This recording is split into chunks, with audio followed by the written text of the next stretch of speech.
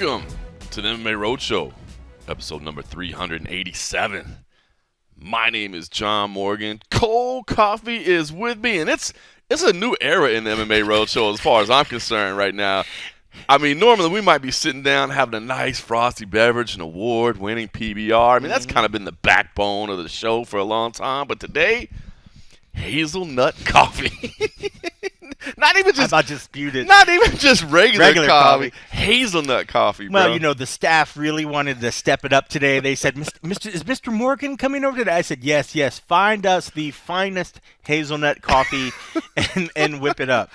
I will say, even though I kind of made fun of it when you offered me coffee. Yeah, I won't say what you say. Yeah, that was a little off color, but it's tasty. It's really good. It's good coffee. It's the kind of coffee, probably after like a couple times you'd be like, okay, let me just get back to my regular Kroger's coffee, but it's a nice switch up. I mean, it's tasty. I haven't had just like a hazelnut like flavored coffee. I put hazelnut like creamers or something in it, but yeah, it's tasty. It's not too bad. Yeah, we're coming to you a little earlier than normal today, so that's why we're having coffee. But I will say, I mean, frosty beverages, some whiskey or something that you could probably put in. Okay, now let's get the road show going. I have Captain Morgan's. That's rum. I don't There's know if you my cold coffee I'm talking about. There's my guy. We got him back. I already got my training in for today. If I needed to have a little, a little something. Yeah, my kids got a half day today at school, so that's why we're going a little bit early this morning. They're going around the breakfast time, a little coffee. Half day at school for him. My dad is in town with my stepmom. He's on some business, so got some plans, and of course I got some work to do, and I got to pack up because I'm leaving for Philadelphia tomorrow. So we're coming to you a little early, but although I did hear the offer for whiskey, that's nice. I mean, you're still sticking pretty strong to the regimen. I've been really, really good. Even when you guys were I was like, where were we just at? Salt Lake City, and everybody was getting together. I was like, well, I could either go out. I did go out one night. There was one night, the very first night, we went out and had ramen, and then we had some beers. And then next thing I know, I was singing karaoke. I was like, this is the slippery slope. This is the slope that I don't want to go down. And then when you were like, I'll go have one beer, maybe two, and then next thing you know, it's karaoke at 1 in the morning. Karaoke, yeah. So, but then when you guys went out again, I was like, well, I could go out, and I was like, no, try to be good. And I actually went to the gym, and when I came back from that trip, I didn't gain weight. I maintained. I don't think maybe I lost like a pound, but that was my main fear. Was like going back on the road was just losing everything that we've been working towards. I mean, that's I think the problem that's always been all the years prior is that when it goes on the road, it's hard to make the good choices of what to eat. Holding off of this and that, and then trying to find time to get to the gym or whatever. But this was like a proving ground to me that was. We can go on the road, and as long as I stay disciplined, I could try to keep working out. And, it's just baby steps. It's just a big difference of what it was. But I felt good that coming back, when I got on the scale, I was like, thank goodness I didn't do it. You did miss a good night at Area 51. Shout out to Area 51 in Salt Lake City. Was it 51? I think it's Area 51. Okay, yeah. Not Area 15's here. Area 15's here. Area that's 51 right. in Salt Lake City. Right. Shout out Jose Youngs. That's his spot. He took us there, and would recommend if you like the divey, sketchy stuff as I do. Yes. It's a spot to go. And rumor has told that there was a John Morgan that hit the dance floor. Oh, we did. Quite heavy. We might have gotten a little mosh pit going in there. Salt Lake City didn't know what it was getting. They're like, what happened? We did have a good. I was like, look, as long as we're here and there's a little dance going on, and there were kind of some hardcore music going on. Yeah. I was like, let's go. Let's just go. It looked Let's just go. When I saw pictures of the club, it looked like you could have transported that club straight over to like East Berlin or like Berlin. It was very like and not on a main thoroughfare in East Berlin. I'm talking about down a little back alley. I mean, it's sketch. It has to be the sketchiest place in Salt Lake City. It had to be, and that's why I loved it. I'm like, this does not feel like Salt Lake at all. It was pretty cool. It was pretty cool seeing the video, but yeah, it was. We had a good time. I'm glad everybody had a good time. We had a good time, but you stuck to your guns, so you're good. Listen, I did want to talk to you about UFC 278. Of course, we talked about it all on the and a half episode that everybody gets over at patreon.com/the MMA Roadshow. So appreciate everybody that supports us over there. But I wanted to ask you because what's been interesting to see is the Leon Edwards love that's been kind of emanating forward, man. It's been kind of nice to see because I feel like this is a guy that has been severely disrespected, and it's like, I guess maybe just because he's a little bit quiet, maybe just because he's not a big trash talker. I mean, I know all the bad luck stuff and all that played into it because he just wasn't fighting as often. But I don't know. I just feel like people always disrespected the guy. Now, or at least ignored him. You know what? That might be the better I don't word. think I've ever seen anybody really talk smack about him or saying that he's not deserving or whatever. It was just everybody found a reason to not bring up his name. And, that was easier just to talk about another flashier fight that maybe made more sense. But always off to the side, everybody's like, when's Leon going to get a shot? Right. He'd always get lined up and then something would happen.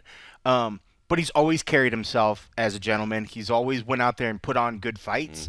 It's just unfortunate that people didn't step up to the plate, or when it did, things would fall out or something just didn't happen. But what I enjoyed the most about that fight, I had picked Kamaru to win that fight. And as the fight was going on, watching this whole sort of story arc of Leon having good moments at the beginning, and then it reached this point where you felt like you saw self-doubt, and you're hearing him going in the corner, and then his corner just imploring and pleading, begging for him to bring out the fighter that they knew was in him. And then you're looking at his face, and he's kind of looking sort of dejected, and there's this part of you that's like, come on, man, this is your shot, and you want it. And then you're like, gosh, look across the cage, and you're looking at Kamaru, and he's looking so just like he's winning, and you're just like, okay, I guess this is going to be Kamaru. Leon's not going to get there. And then as the fight went on, I had went so far as in my editing application, I had already made my sequence with Kamaru's name on it. I already did the lower third that was ready to put the video in there. That's the equivalent of a writer like myself having like the story basically already done. Like for me, the time when I stopped doing that was Anderson Silva, Chael Sonnen. I had the story. Done. Like it was done, and had to delete everything and start over. And this was that exact scenario. That's it. And so when it turned around for him, I was so happy for him. I was sad for Kamaru, but I was so happy that he got his moment. Very rarely do we get to see these great stories that we've been thinking about, and then they just sort of sit on the back burner. And that's the part, I guess, that can be maybe disrespectful in the sense that we forget to keep bringing them back up because there's just so much stuff. This story with Leon and how he's just been sort of ignored and has got his shots. And then it's easy for us to forget that because there's just so much other big stories and there's so much other stuff. Maybe it's on us to kind of push and say, why isn't he still getting a shot? Why isn't he still getting a shot? So for him to get the shot, and then at the very end, when everything looks like he's lost the fight, poor guy, he got a shot and he just wasn't able to get it together, pulls the rabbit out of the hat, and with the most solid, and not even just like, oh, you knocked him, you hurt him, and then you finished him with like a TKO flurry. No. He straight sent the lights out. KO. It's one of the greatest moments in UFC history. It was so incredible. It's one of the greatest moments in UFC history. I did think it was interesting when somebody was bringing up some of the things and saying, like, is this the biggest upset ever? I don't think not the biggest upset ever. I think it's one of the big, maybe one of the bigger comebacks in a fight. Comebacks in a fight, comebacks in a title fight, all those things. But I mean, we talked about it going in, and maybe the casual consumer didn't, but I think the hardcores knew, like, this is a very difficult stylistic matchup. Now, I'm like you, still picked Usman. I mean, how do you pick against Usman right now? He's going to tie Anderson Silva's record. He's got, you know what I mean? That's a whole nother thing too. Like, I kind of imagine Anderson. I imagine Anderson Silva like, and some he's of the, sending a Christmas card already. It's like the 1972 Miami Dolphins, right? The undefeated NFL squad that would like champagne toast like every time the last undefeated team each year would lose. Yeah, it's like that. He's just sitting at home so going, unreal. Oh, cheers to you, Leon. Appreciate you. Normal. He's tough, 16. Anderson, where'd you come from? Oh, hey, Anderson. Thanks for stopping by. Thanks, brother. See you, bro. Hey. Now listen. All right, so listen. The love is there. Now we talked to UFC President Dana White last night. Obviously, you and I were both at Contender Series. Our man Oscar Willis was asking a few questions as well. It sounds like Dana has checked in with Kamaru Usman. Kamaru is good. Obviously, I've seen Kamaru do a couple social media posts and whatever. He's good. Yep. And paying respect. Dana said something really interesting right now. He said the pressure. He says the pressure off of.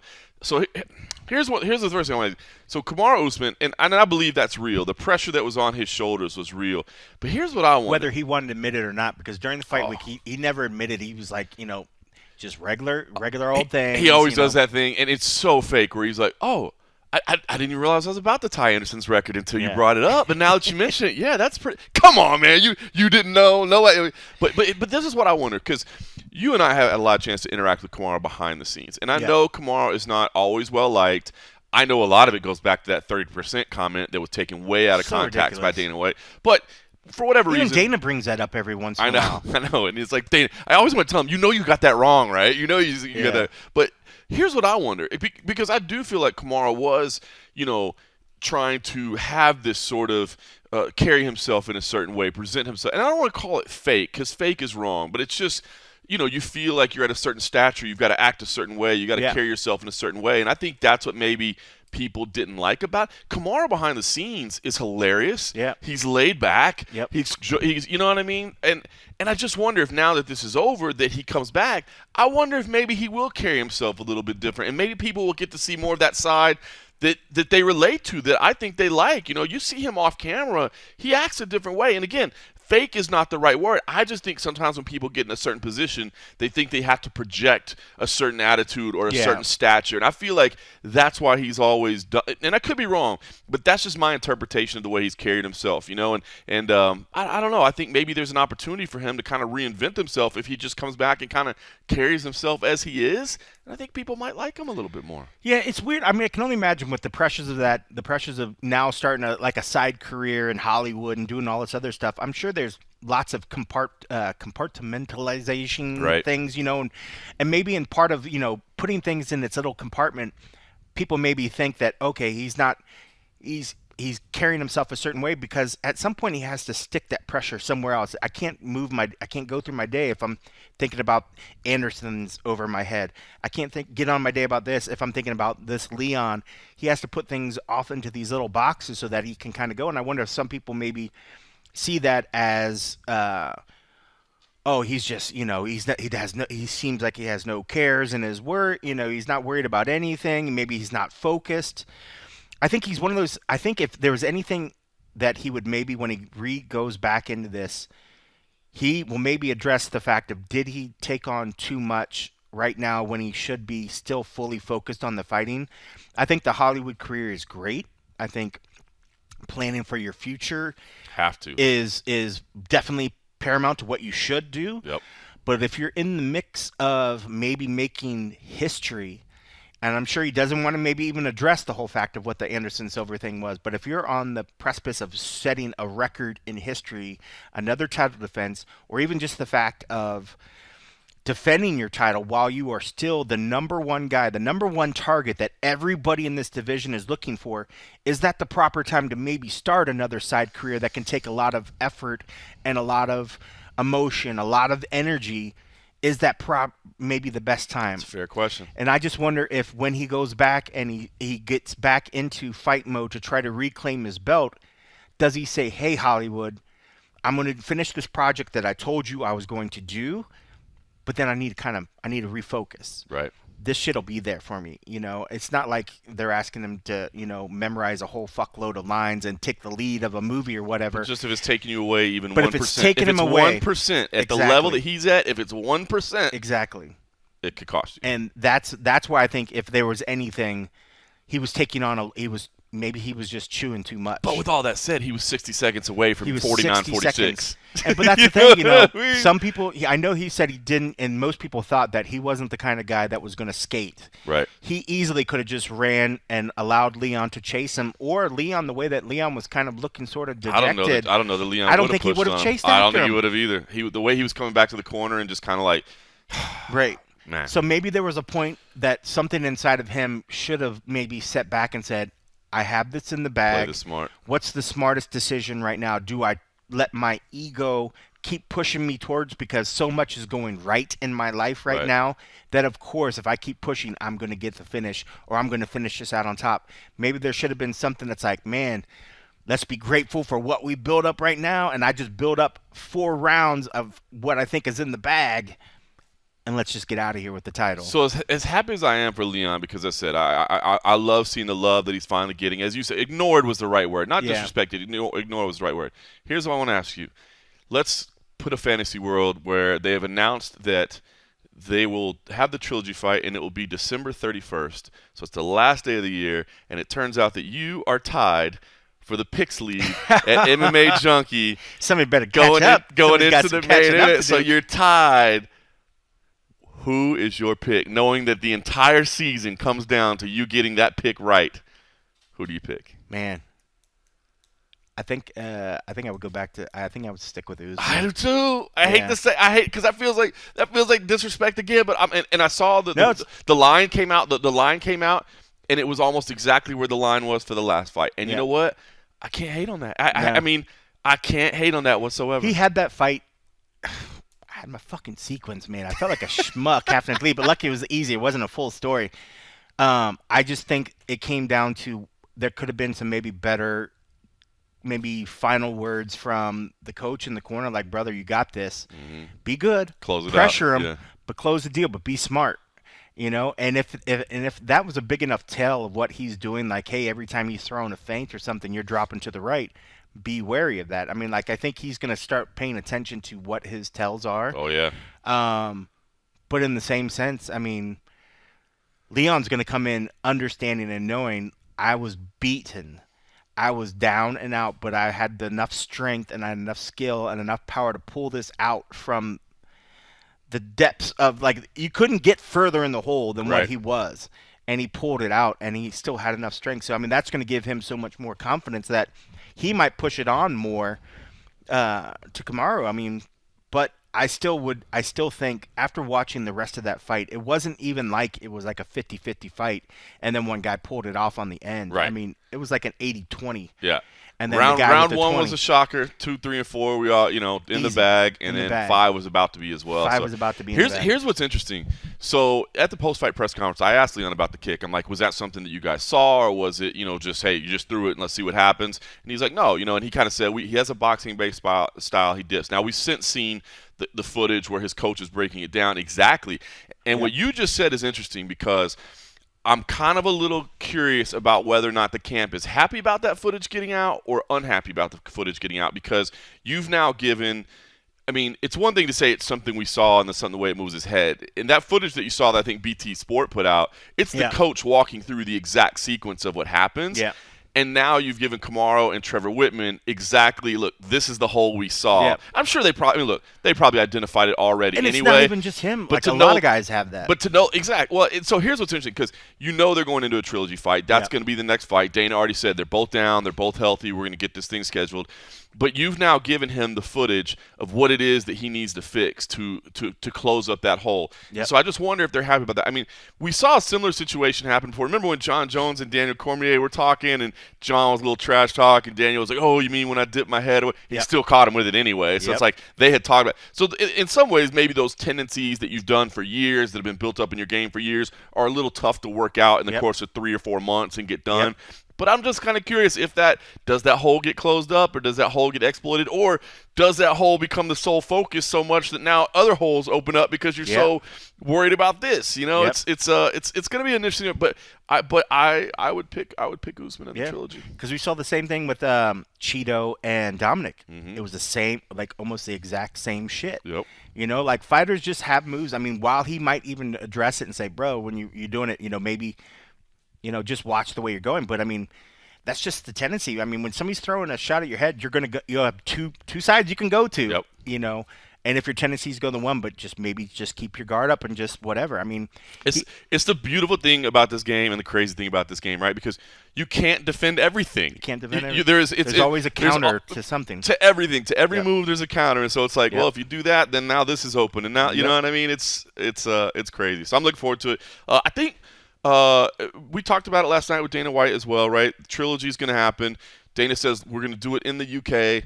We're going to do it primetime UK. I know it'll be big, so that'll be an afternoon pay-per-view. That'll be bonkers with that crowd. It'll be nuts. He said they're looking at all venues, not just the O2. He said, we're looking at every venue. He said, no, we're not ruling out Wembley, but they hate going outside. Yeah. I think, and Oscar mentioned it last night, and I was thinking it as he said it, there's that stadium in Cardiff that seats like 75,000. They've hosted some boxing events there, but it's a covered stadium that seats like 75,000. If I had to put my money on it, I think that's where they end up, is that stadium in Cardiff, because it's in the UK. It's still in the area. Obviously everybody can get there that wants to go to it. You can still do it in prime time, and everybody that wants to watch it on TV can do it, but you don't have to worry about the elements, which, let's be honest, the elements in the UK I mean, it rains a lot. Yeah. You know? I mean, I love the idea of arena shows. I love the fact that many people get in there. But, I mean, just the practicality. Sight lines are terrible. Yeah. They have to bring in screens. And if they don't bring in screens, you're just looking at these tiny little dudes doing shit. Like, I get it that people want to go there. They want to be there. It's the atmosphere, right? It's the viewing experience isn't better. The viewing experience is garbage a Yeah. lot of times. If you're up in the nosebleeds, you might as well just have fun drinking with your buddies and just look at the little miniature You just want to people. hear the loud roar. You know, you're going to be watching it on the screen. You know what I mean? But you want to hear the loud roar, like you said. You want to drink. You want to be giving high fives to everybody in your whole section. All the chants. I can only imagine all the chants and all the chants. I mean, that's the stuff that, will live in, like, highlight reels for years and years after that. All that fan footage that, is going to be so unique. But that being said, if you're there as a fan, depending on where you're sitting, you might not have the best view, but still, I guess it's a part of history. I mean, and you could always say from that point on you were a part of history being in an event like that. I mean, because you're only going to get something like that a handful of times in a lifetime. That's it. So, all right. Cool. So, I think Mark Fellows had a question about it, right? We were looking at over at patreon.com/MMA Roadshow, where if you support us there and you're going to ask us questions, we're getting you answers. You know what I'm saying? He said, I wonder what event Dana has canceled in order to make way for Usman versus Edwards 3 in the UK. Australian fans might be starting to sweat now with the rumored February card not officially announced yet. Don't do us dirty like that, Dana. All right, so a couple things going on there. I don't know which. So Dana alluded to this last night. He said we were gonna go, and then he's like, "Actually, I'm not gonna say it because wherever I say it, they'll be pissed off." They're pissed off. You know what I mean? Yeah. I don't think. What this would depend on a couple things. First of all, what I heard is that the trilogy they're eyeing February or March right now. So February is right in line with that. But let's not forget, Australia is a very good market for the company. Yeah. It's a pay-per-view market as well. So they want to continue to develop that market. They want to continue to invest in that market so that, they can continue to sell pay-per-views there. So I don't think if it is February and they're changing it, I think they'll give you an Australian date. The only thing that would stand in the way is I don't know exactly what the laws are right now, because I can tell you right now, the UFC is happy to be starting to move around again because as we've talked about a lot on the show, I know a lot of people when they talk about like, hey man, doing shows at the Apex saves the company a lot of money. You're right, but you miss that marketing side of it where people go to an event and they're like, oh, this is my jam. Like, this is my favorite sport in the world. And there's hundreds of thousands of people who have that story. Like, I used to watch it on TV a little bit, and then I went to my first show, and now I'm a hardcore fan. So they do want to travel the show to hook people in. And Australia is one of those. But if any place is requiring vaccines to get in, they ain't going. If it's and I don't know if there's anywhere left that makes you wear masks or whatever. But if they make you wear masks, you're not going. If any kind of COVID restrictions that are in place, the UFC ain't going. And which is actually kind of interesting with Brazil, because from what I understand is there is a vaccine mandate for U.S. travelers, if not all travelers. But I'm guessing either they got a waiver from the government, or maybe they know that the policy is going to be changed by the end of this year or something like that. They're obviously in close contact with the government and that sort of thing. So for a few extra dollars, the government might change it for them. Oh, exactly, right. We'll do it. So we'll see. So it sounds like early next year.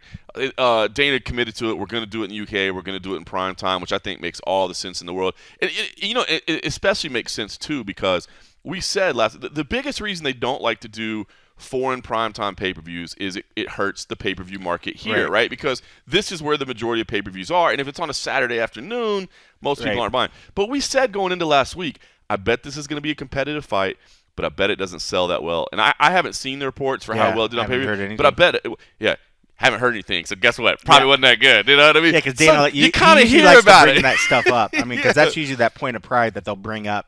Even at a presser, oh, this is selling great. It's trending. This is. I didn't hear hey, we were trending number 37 today. You know what I mean? And we maybe hit the top 50. Maybe we creeped on the board for a second. Yeah. So anyway, that's what we're hearing. But if you're an Australian fan, I would say that look. It could be that February date, and maybe that'll happen, but I promise you the UFC will replace that. They'll just shift some things around. They're not going to not go to Australia, unless, of course, the laws are down there, which I don't know exactly what they are. So. Yeah, I'm not sure what – I know that stuff's been bouncing around, but it has to be when he's like, I don't want to say because people are going to be upset. That was pretty funny. Yeah, it was kind of funny. All right, so listen, this week, no UFC event. Can you believe that? I mean, it's a rare week with nothing going for the UFC. I guess You taking a couple days off, or I am. I got a friend in town, so we're gonna go and do some Red Rocks, maybe some photo stuff. Be a little tourist in town, so I'm looking forward to that. But honestly, I hadn't done 2 weeks in a row in a while, and oh yeah, because you did San Diego, and then Salt Lake City. I mean, and as much as I appreciate that they were short little hops, I did the Southwest thing. 2 weeks in a row, man, was just tiring. So like literally, when I came back, all I wanted to do was kind of sleep that first day. Right. But I was glad to get on the road. But then I'm glad to be home for a little bit. To be home for a little bit, and I'm not sad about not having an event this weekend because we still got an event in. In fact, I almost feel like I got 2 events in because I got the Contender Series, and I also got to go to the Nevada Athletic Commission. How about that? I was going to ask you about that. But got crazy. Dude, so you guys have one of the only films of this. I imagine not a lot of people shot the whole thing and produced the whole thing. No, the rest was just local media guys. So they would have been doing little sound bites. Yep. If you want to go watch this, Nevada State Athletic Commission meeting. So essentially, what happened, and you can help me fill in if I get anything wrong here. But basically, there was a fraternity event at UNLV. I imagine like a fundraiser type thing, or it was a charity event. It's been happening for about maybe like I think they said like 50 years or something. It's a fight night basically. Yeah. They do boxing events, charity boxing, where the different fraternities fight each other, and then the money goes to charity. And unfortunately, what happened was a kid died. I mean, and it made national news. Really rough.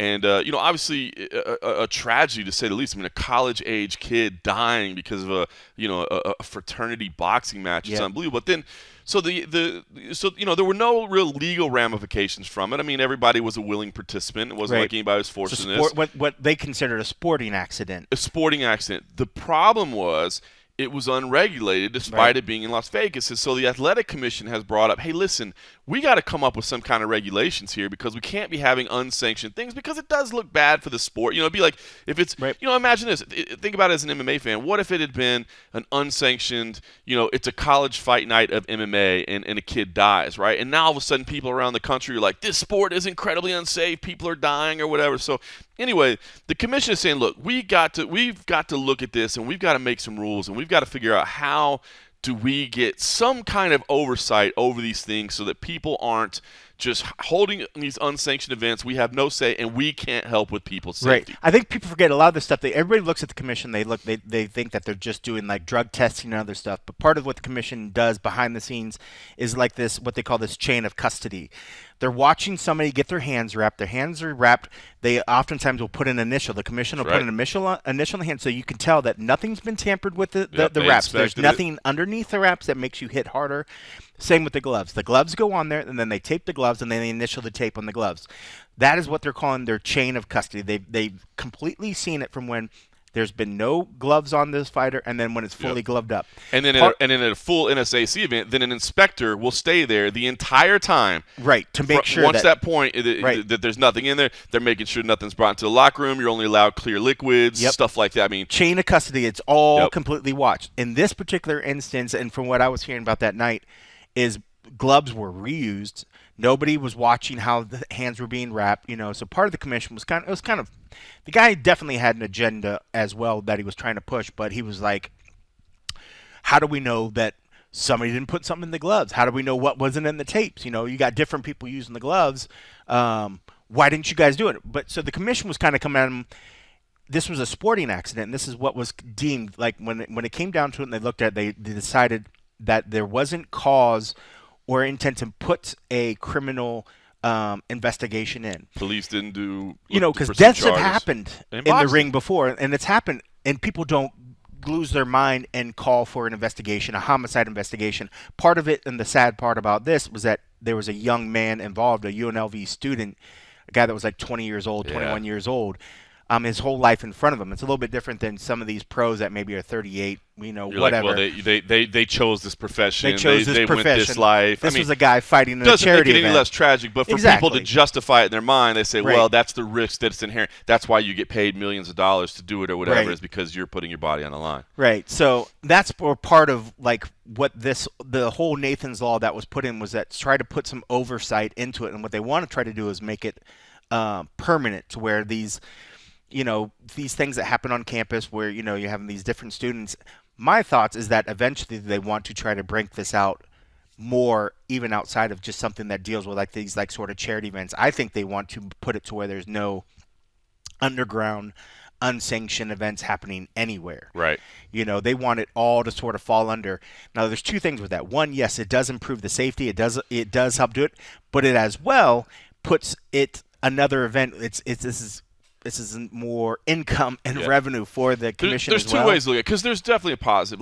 To be honest with you, I think the commission should be, if there's fisticuffs going on, it would be nice to know there's some level of minor. Not that a college charity event needs to be regulated the same way a championship fight is at T-Mobile, but some level of safety precaution. Some little bit of oversight or something, like a checklist or something. The pessimist in this situation would just look at it and say, look, they really just want to find another way to add revenue. They want to regulate something that they don't need to regulate in order that they can collect sanctioning fees. Right. So say some production company comes into town and they want to put on like street beefs or something. They want to have two guys that agree to fight, and it's a non-sanctioned event, but there's going to be a lot of money involved. I could see where somebody is like, oh, well, they just want a piece of that pie. Right. And that's quite possible. But that's also not a bad idea. That's also not a bad idea, because they're like, as a fighter, do you really think this production company or this whoever's putting on the event really has your best interest at heart? Do you know that? Do you know that they have a paramedic on hand? Yeah. Was there any? You know what I mean? And supposedly with this event, I think one of the refs was drinking. Some people were saying that people were doing cocaine. It was like a crazy fucking party. At a college party? I know, right?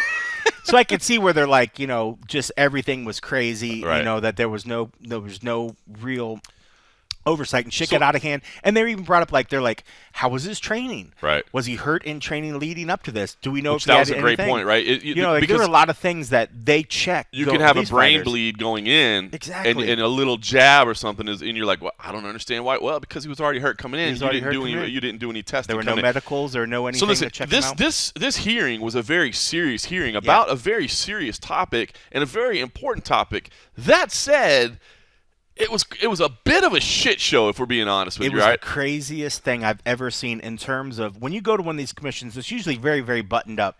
Usually when we sit there, by the end of it, we're bored out of our freaking mind. Because they're trying to do everything in a very professional manner. Almost because in past commissioners and past other stuff, it was almost like a legal proceeding. Yeah, Pat Lundvall, she made it very much like a legal proceeding. Anthony Marnell, less like a legal proceeding, but very buttoned up professional. Exactly. With Anthony Marnell, I would say it's like a board meeting. Yes. You know what I mean? It's like a board meeting. This guy has been on Undercover Boss a couple times. Immediately before the thing starts, he's like, I just want to give my little thoughts on this, and then we'll open it up. He had dropped maybe 3 or 4 F-bombs before it even started. I mean, I'm watching Marnell roll his eyes off to the side, and I'm just like, what is going on? It was to the point me and other camera guys started looking at each other I was like, where are we at? Pretty wild. And I can understand his passion. If the guy really, I have no reason to doubt his passion, but it definitely felt like there was a lot of showboating that was sort of going on, and it was about me. It was almost like somebody that if they were going to run for political office, this was them taking their soapbox and really going, because as the hearing went on and different representative for Metro came up there, representative for the attorney generals, as they're sort of, I don't want to say giving testimony because this is not a legal proceeding, but they would go up there and answer questions. The chairman was interrupting them and almost making it very hostile, attacking them. It was combative. Very combative. That's a very way. Combative, man. It was just crazy. So I could feel everybody that wanted to go up there was just like, okay, now I know what I'm getting. So there was actually the guy, the venue came up there, and his lawyer's like, wow, this could be in legal proceedings. It's like, I've advised my client to not say anything because everybody already knew, okay, this is what's happening here. This is not just hey, you want to come ask some questions, then we're all just going to try to get to the heart of the matter and blah, blah, blah. It immediately became just almost just a trial where this guy was like, I'm just going to punish all of you, because you didn't do what I wanted you to do. Right. But it was crazy. But we did put the full thing up on MMA Junkie, that site that you used to work for and care for. Used to. But I think anybody, if you watch it, I think right around the 12-minute mark, maybe it's the 14-minute mark, is the first time where the Attorney General gets up there. A lot of them didn't get the, I don't know what the right word is, maybe it was the findings, maybe it was the something other. They got it the day before, so it was a big finding report and a lot of other stuff. So a lot of them didn't have time to fully go through it. So when the Attorney General or the guy representing that office comes up there. I'm sorry, I didn't have a lot of time to go through this, blah, blah, blah, blah. And at that point, the chairman's like, wait, you're telling me you didn't come here prepared? You blah, blah, and immediately starts attacking him. And I was just like, what is going on? And even Marnell looks over him. He's like, are you going to let him answer the questions?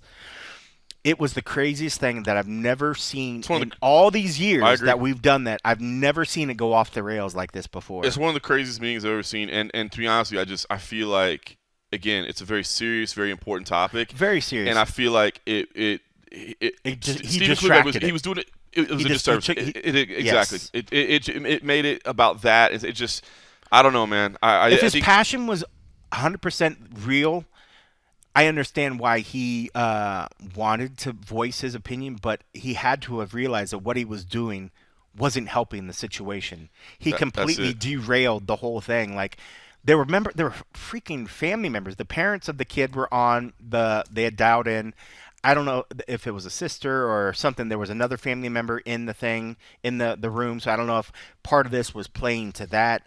But it just got to the point that it felt like you had a hard time getting information because he was derailing it with, are you going to double down? Are you going to triple down? Are you going to do this? Why didn't you do this? Why didn't it's like? And this the whole idea is that this seems like a topic we can all get together on. We just want to make sure kids don't die. And that's kind of what was part of his opening speech that he was trying to say, but then it was peppered with F-bombs, and then he went on the attack, and it's like, bro, you just went out there and said how we're all trying to work here together. It's no right or left, and we're all purple. We're all purple. The red and the blue come together, and we're all purple. Oh, it was brutal. But it was interesting. But, it's funny. It was an hour, and I didn't feel bored at one point because I never knew what was going to happen. That was crazy. That was one of the longest meetings we've had. But it is worth watching because even just researching what the tragedy that happened and what they're trying to do, because there is some merit to it. There definitely is some merit. If it can help save lives, just being better prepared, knowing that these things, because even like they said, these things have been going on for so many years. How many events happen that you never hear about because there isn't a tragedy, fortunately, to bring it to light? And they had said, look, over the years, we've talked about this before, and it was like 10 years, and there was always pushback. They're like, no. Because Marnell's been with him for, I think it's 10 or 11 years, and he said this is something they've been working on since the very beginning. We talked about it, and now a kid died. Yep. It's time to make sure it doesn't happen. So it was a wild meeting. I hope that as this discussion continues, that Quebec can kind of dial it back a little bit, because, as you said, being combative, it's not helping anything. It's not helping. We need to work together to get everyone. We can all agree that young men and women who have their entire lives ahead of them don't need to die in a charity boxing match. You know what I mean? Right. Like it's not hard to get everybody to agree on that. So let's figure out a way to work together on this. So wild scenes though. It is. If normally commission meetings, as we said, they're very dry. Normally we would never tell you to go unless it was watch this commission meeting. The fifth one where it's like, go back and watch. That one's worth watching. That one's worth watching. When Nick Diaz just keeps pleading the fifth. Somebody sent me a clip of like. Or the blue substance with Anderson Silva. That was another good one. Yeah, the blue substance. Somebody sent me a clip one time. Was it Middlebrook? Was Diaz's lawyer's name? Stephen Middlebrook? Is that it? I can't remember. Sounds right. Middlebrook sounds right. But I get, because this is when Fight Pass was shooting him. Yeah. And I guess I didn't realize, but I was in the frame of the shot, and Middlebrook, he dropped some bombs, and I guess I visibly was like, oh. They sent me a clip of it on the commission. Well, he was another one that tried to make it because he was a lawyer, very, very smart. But he was another one that started making it like a legal procedure, and even the commission was like, this is not a court of law, blah, blah, blah, because it was like he was bringing it and trying to take it like it was a legal proceeding. So we've seen some crazy stuff in there, but this ranks up there easily. Lucas Middlebrook, by the way. Lucas Middlebrook. I want to get into that, yep. Lucas. This definitely ranks up there with some of the craziest shit we've ever seen in there. It was nuts. All right, look, there is some MMA on the agenda this weekend. In fact, I'll share my own. Yes. By the way, Thursday I'll be flying out to Philadelphia. We got a back-to-back on UFC Fight Pass. CFFC 112 is Friday night. Phenomenal main event there. We got Jose Perez and Frank Wells for the interim featherweight title. Our reigning champ right now, Blake Builder, is actually on next week's Contender Series, Tuesday night. So since he's lined up for Contender Series, so since he might, he could potentially be awarded a UFC contract. Yeah, we've got an interim title here, so that that's all lined up. So Jose Perez, Frank Wells, phenomenal fight in the main event. That's on Friday, and then Saturday we come back with Fury Professional Grappling 5. Alex Caceres and Clay Guida, the rescheduled grappling match there in the main event. Eric Anders and Andre Petrosky in the co-main event, which, by the way, kind of interesting. I talked to Eric Anders this week because when they announced Eric Anders, I was like, grappling? Yeah. And I went and talked to. So I talked to him on the phone. Just kind of doing like pre-fight interview and stuff. And I was like, so like, do you grapple much? He's like, well, this is my first grappling match like this. He's like, but I'm a gi purple belt world champion. He's like, I love jiu-jitsu. He's like, that's how I started. He's like, jiu-jitsu is my jam. He's like, I love it. Because I think of Eric Anders, I think like dudes coming in trying to knock your block off. I'm going to knock your fucking head off. Yeah, but he's like, man, jiu-jitsu is my first love. So so that's our 4 UFC fighters in the main and co-main. A couple of great grapplers, Jonathan Piersma and Connor Dixon on there as well. So fun as well. Clay Guida's brother's in there again. Jason Guida's in there, which is awesome because Clay comes out and slaps Clay Jason. slaps him.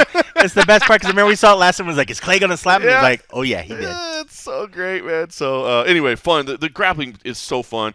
My man CM Punk, from what I understand, I believe he's wrestling tonight, and I think he's wrestling this weekend, or he's got an appearance this week. I think that's why he couldn't be there this weekend. So I know he's not going to be there, but Dean Thomas is going to be with me on both nights. That's so cool. Obviously I have a good time working with Dean Thomas. That's a good replacement. Well. That's a good replacement. That'll work. So make sure you're tuned in this weekend to UFC Fight Pass Friday and Saturday night. We got you covered. And then of course that's my gig. But that's not the only MMA going on. You do have One Championship in action this weekend. It's a big weekend for One Championship, man. It's their debut on Prime Video. So Amazon Prime Video Friday night. So here's the setup. If you're not aware of it, here's what's going on. And by the way, shout out to all the One Championship employees because they're about to get put through the ringer. It's going to be a long day. So here's what they're doing. So this Friday night will be 160 in Singapore, okay? And that's Oak Ray Yoon and Christian Lee. That's the rematch between them. Tan Lee and Tang Kai is a fantastic fight there in the co-main event. And that's going to take place Friday night in Singapore. I believe, let me look at it here, 8:30 p.m. on Friday night in Singapore, which makes it, I believe, 8 a.m. Eastern. I think there's a 13-hour difference between Eastern time. So anyway, early Friday morning here in the United States. Then the One employees will come back. So, again, I'll just shout out to everybody working for One. They've got an 8:30 p.m. event on Friday night, and then they've kind of come back in the morning for an 8 a.m. event on Saturday morning. So, I don't know if they're going to get any sleep or if they're just going to try to, like, power nap in there or they're just going to go roll in hot and push all the way through. But that's what you would do. That's what I would do. But, hey, listen, I will say, not for nothing. And you get it too, man. I mean, it's hard to like shut it off after a show, man. You know what I mean? The adrenaline. It's not like you just, well, that was the last one. You come home and I'm gonna lay in bed and go to sleep. I mean, it's like an adrenaline-fueled event. Yeah. It's hard to do that. So we'll see what they do. But yeah, so that second show that's Saturday morning, 8 a.m. Singapore time. That's 8 p.m. Eastern time. So yeah, 12-hour difference. 8 p.m. Eastern time Friday night. That's the show that'll be on One Prime Video, so 5 p.m. here in Las Vegas. That is, of course, the rematch. Adriano Moraes, Demetrius Johnson, the flyweight world title. Big. I mean, that's a big fight right there. That is a type of fight that should be on your radar, whether you're a One Championship fan or not. I mean, Adriano Moraes, a criminally underrated flyweight who has, I think he's 20-3 in his career.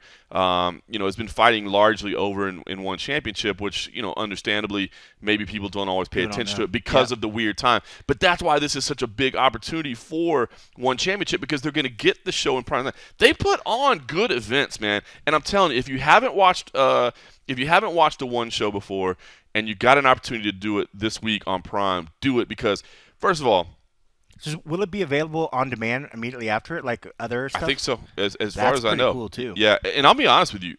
I've never used Amazon Prime Video in my life, and I've been an Amazon Prime guy I've never watched anything on it. So this will be my first experience with Amazon Prime. I've never watched it. There's so much stuff, dude. Yeah. I got HBO Max. Like I got Chris, Netflix. well, I was gonna say Chris Pratt, yes. who's a big MMA UFC fan. Like a couple of his movies are on there that went straight to like Amazon Prime that are like dope, good. So movies. I thought it was a Terminalist or something. Is that Terminalist is one of the shows, but then there's a sci-fi movie. I can't remember what it's called, but that's on there too. That went straight. Is to that it. the Chris Pratt one, the Terminalist, or is that Terminalist? A Yeah. Yeah, that's what I thought. So anyway, yeah, I've never used it. So Amazon Prime's good. This will actually be my first exposure to Amazon Prime Video, so I'm anxious to that. But Adriano Moraes versus Demetrius Johnson is a fight that you need to watch. But if you've never watched one championship, so on they've also got a bantamweight Muay Thai fight. They've got a flyweight Muay Thai fight. These are some Grand Prix bouts. Kickboxing and Muay Thai in 4-ounce gloves is insane. It's so much fun because it's all striking and they've got the tiny gloves on. Yep. And they beat the piss out of each other. And I'm just saying, I know it's wrong, but I like it. It's violent. The kickboxing in the small gloves is great. You got Buchecha on there as well.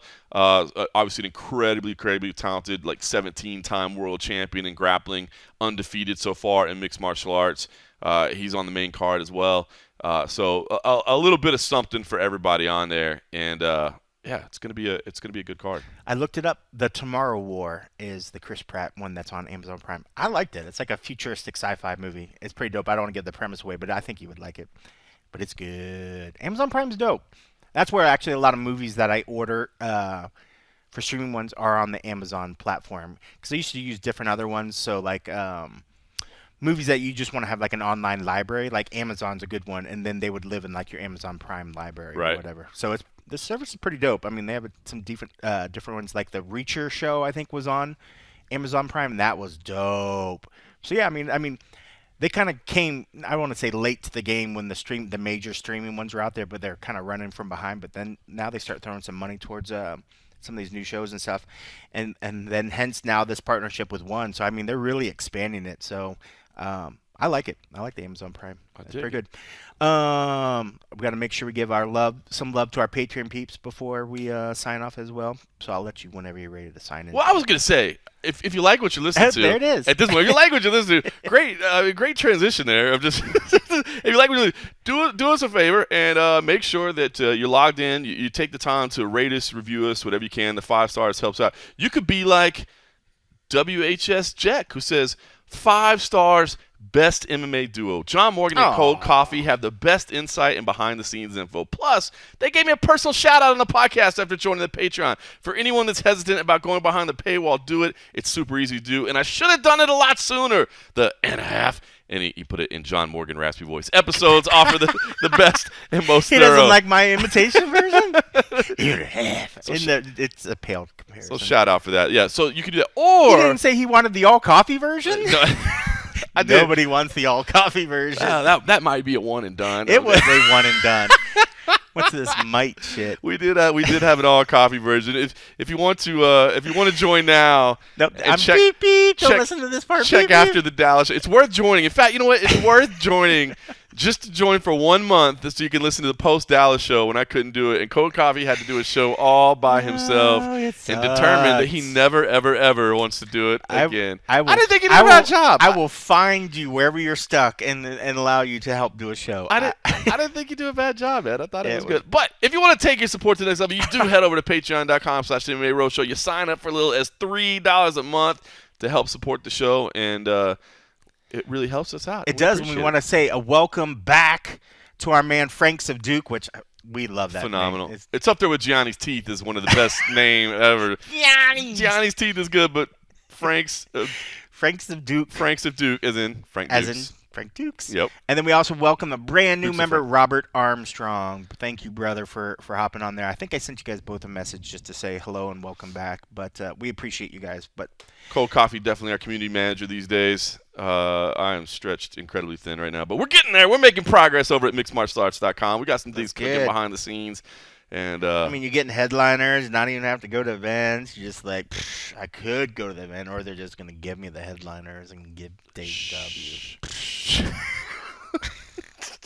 It was almost like we used to have that connection for MMA Junkie. I don't know why we'd get rid of that. Yeah, well, there you go. Whatever. What do I know? People make decisions. What do you know? What do I know? All right, listen. So we got some MMA this weekend. I know not the UFC, but be sure and check out One Championship if you haven't before. Like you said, you get it in prime time on Friday night, but you got to balance that out, because you got to watch CFFC as well and UFC Fight Pass. Don't blow your load all on the one. You got to watch them both. We got the grappling. If you haven't watched the grappling before, I'm telling you, the main event should be. It's a lot of fun. The main event should be nice. I'll be honest with you. On Friday night, the MMA, I thought Jose Perez. If you want to get prepared this weekend, go watch Jose Perez versus Paul Capaldo, man. I mean, that was an insane fight. I thought Jose was going to get signed. He didn't, but now we got him for this interim featherweight title. Frank Wells, a solid up-and-comer as well. He's turned in some highlights in the CFFC cage as well. So that's the other thing that's great about this. Both these guys are like homegrown products. Like every one of Frank Wells' fight has been for CFFC. I think every one but one for Jose's has been for CFFC as well. So I love seeing that. Like, you're actually seeing their development and them step up.